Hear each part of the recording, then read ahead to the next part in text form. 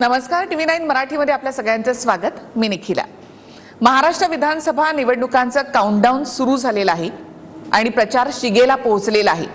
अवघ्या पुढच्या 10 दिवसांमध्ये महाराष्ट्रामध्ये नवीन सरकार येणार आहे.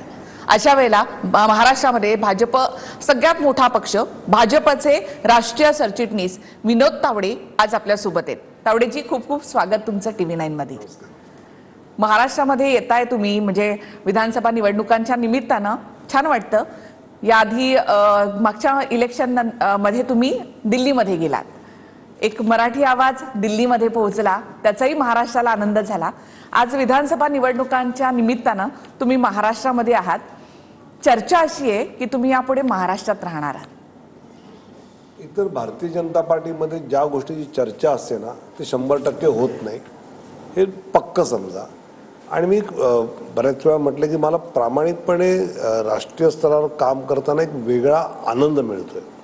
मी 20 वर्ष इथे आमदार होतो, 5 वर्ष मी 9 खात्यांचा मंत्री होतो. मी अशी 9 खाती की जी आधीच्या सरकारमध्ये 9 जण सांभाळत होती आणि नंतर परत 8 जण सांभाळत होते. अशी 9 खाती आपण एकत्र सांभाळली आहे आणि आता कुठेतरी राष्ट्रीय स्तरावर काही करायची संधी मिळते आणि त्यातला एक आनंदच आहे. त्यामुळे माझ्या डोक्यात तर मनापासून असं आहे की दिल्लीत राहावं, राष्ट्रीय पातळीवर राजकारण करावं. म्हणून मी ते म्हणतो सुद्धा की ओनली राष्ट्र नो महाराष्ट्र, हे माझं पक्क आहे.